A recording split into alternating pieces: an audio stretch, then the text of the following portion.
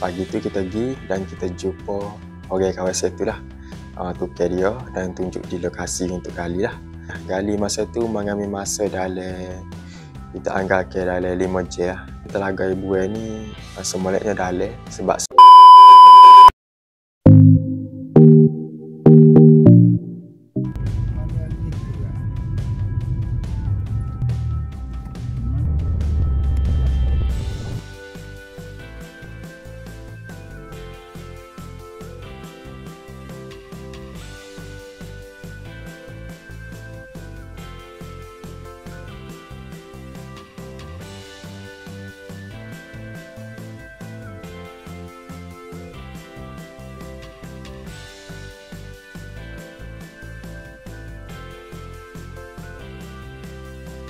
Assalamualaikum, selamat datang ke channel Mak Cik.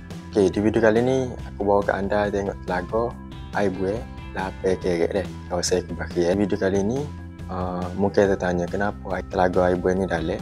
So di hujung video ni nanti aku akan bagi tahu lah. So sekarang ni kita akan cerita proses mula-mula deh. Macam biasa atau location. Lepas tu kita pergi lah, pagi tu kita pergi dan kita jumpa orang kawasan tu lah. Tukar dia dan tunjuk di lokasi untuk gali lah. So tukar dia tak ada kayu, pocok dan di kawasan itulah nak gali. So macam biasa, kerek ni kerek menggunakan kerek jiding tapi tak guna pala sebab di kawasan ni dia mudah lah sikit. Kalau laga dalam kena guna pala juga. Macam biasa, design ni telaga gali lebih kurang dalam 8 kerek lah. So tanah sini pada mula tanah biasa. Lepas tu jumpa ke pasir kasar dah. Jadi laga ni Ibu ni dia dikategorikan sebagai laga mudah lah sikit lah. Sebabnya dia bukan tanah gerah lah.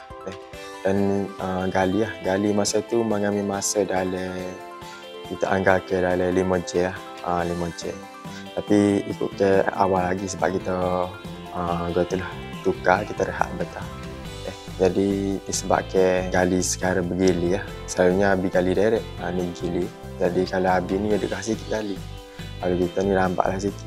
Siap telaga tu lebih kurang dalam 8 kerek.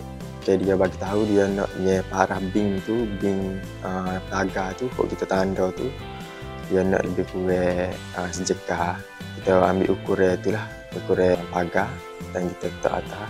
So macam biasa telaga ni kalau ikut ke telaga Ibu ni semulanya dalam sebab serapai dia luar deh.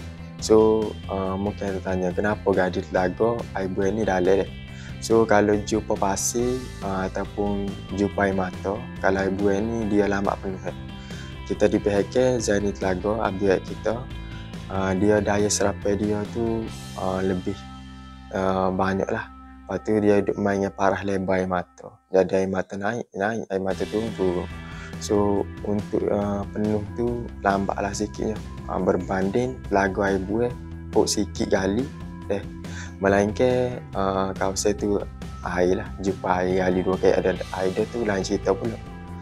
Ni sebab dalam ni nak mengelakkan daripada cepat penuh lah. Lepas tu jumpa pasir pula serapai dia meluah lah deh. Kawasan ni pun habis pernah gali telaga 2 butir, air buih 2 butir juga ada tersilap. Dan ada pula sebutir ni nak gali juga di kawasan tu juga, kita tak pasti bila. Semuanya tu ke dia ya nanti ada juga. Mungkin ada sebabnya dia ada nak buat tanda pula. Terima kasih yang mana tengok video ni, like video ni, subscribe channel ni. Jumpa di video akan datang.